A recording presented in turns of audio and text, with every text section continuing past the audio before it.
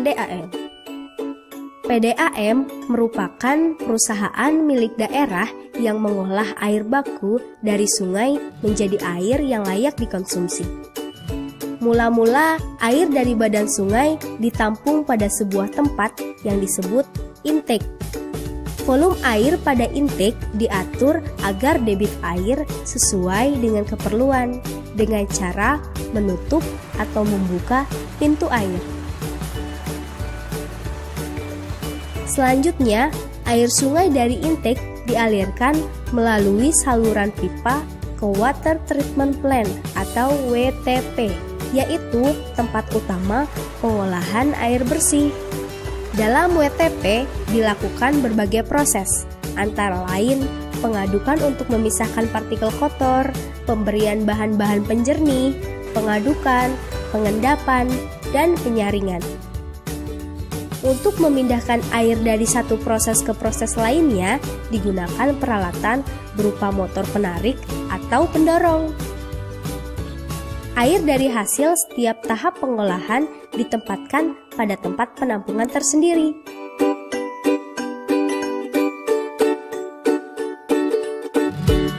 Untuk proses selanjutnya melalui pipa-pipa saluran yang dirancang secara khusus.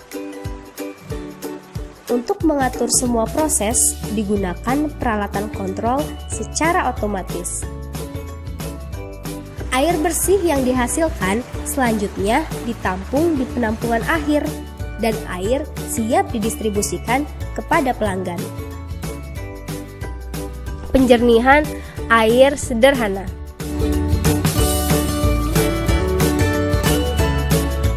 Proses penjernihan dengan gravitasi secara sederhana, air dari sungai disadap, kemudian masuk ke bak penampungan air.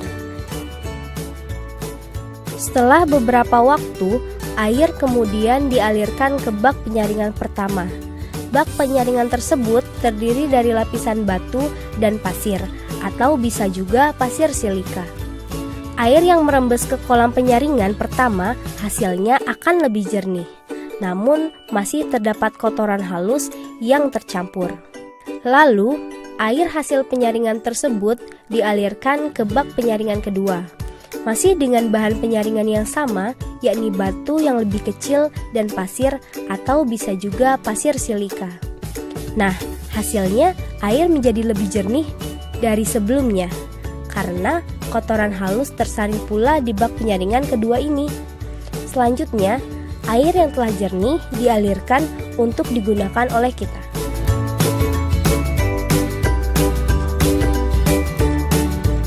Proses penjernihan air dengan teknik campuran, yakni dengan memanfaatkan gravitasi, bahan kimia atau bahan buatan, dan bantuan alat lainnya. Pertama, air sungai disadap dan masuk ke bak penampungan. Selanjutnya, air dialirkan ke bak pencampuran dengan bahan kimia yang bersifat koagulan, seperti kapur, tawas, PAC, dan sebagainya. Setelah tercampur sesuai takaran, air dialirkan ke bak koagulasi dan flokulasi, yaitu proses pengadukan air yang sudah dicampur dengan bahan koagulan. Tujuannya supaya bahan kimia dan kotoran terpecah menjadi bagian yang lebih sederhana dan terdispersi sempurna di dalam air. Dalam prosesnya, perlu bantuan pengadukan cepat dan pengadukan lambat. Tujuannya supaya terjadi tumbukan antar partikel yang tercampur dalam air, sehingga dapat terbentuk gumpalan partikel lebih besar. Selanjutnya, air dialirkan ke bak penenang. Tujuannya agar kotoran yang sudah terikat oleh bahan koagulan dapat mengendap di dasar kolam. Setelah itu, air hasil endapan dialirkan ke bak penyaringan. Di sini, partikel yang lolos dari tahap pengendapan disaring dengan bahan tertentu.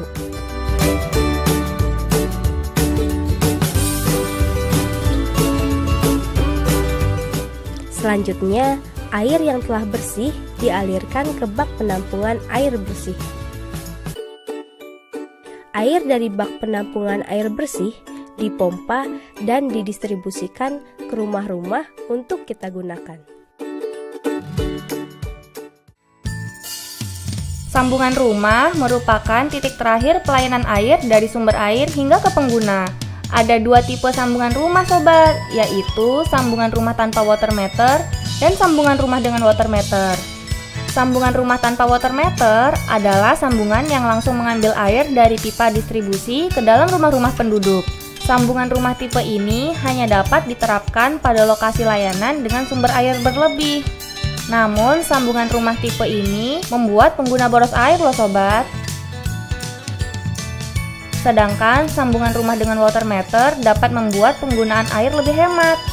Sambungan rumah tipe ini menggunakan water meter untuk mengukur penggunaan jumlah air yang kemudian menentukan jumlah iuran yang harus dibayarkan oleh pengguna. Instalasi ini terdiri dari keran, gate valve, meteran, dan ball valve. Keran berfungsi untuk membuka dan menutup aliran air yang masuk ke dalam rumah. Sedangkan gate valve adalah katup untuk membuka dan menutup aliran air. Meteran fungsinya untuk mengukur jumlah air yang sudah digunakan. Dan ball valve adalah katup yang menjaga supaya aliran air tidak berbalik arah. Pertama, air tidak berwarna, jernih, dan tidak keruh. Kedua, air tidak berbau. Dan yang ketiga, air tidak berasa. Apabila air berwarna, berbau, dan berasa, kemungkinan air tersebut sudah tercemar sobat. Air yang baik adalah air yang tidak asam. Tingkat keasaman atau basa dari air bisa diukur melalui nilai pH. Nilai pH normal di antara 6 hingga 8. Apabila nilai pH kurang dari 6, disebut asam. Dan sebaliknya, jika melebihi 8, disebut basa. Air yang baik mempunyai nilai pH 7 sobat. Selain itu, air yang baik adalah air yang mengandung mineral seperti besi, mangan, dan mineral lainnya. Dalam jumlah kecil, zat besi dibutuhkan oleh tubuh sebagai pembentuk sel darah merah. Namun, jika kandungan zat besi di dalam air melebihi batas, akan menimbulkan gangguan pada tubuh. Selain itu, juga dapat berpengaruh pada perabot rumah tangga. Misalnya, keran air dan pipa akan berkarat dan menimbulkan warna kekuningan. Mangan bersifat beracun sobat.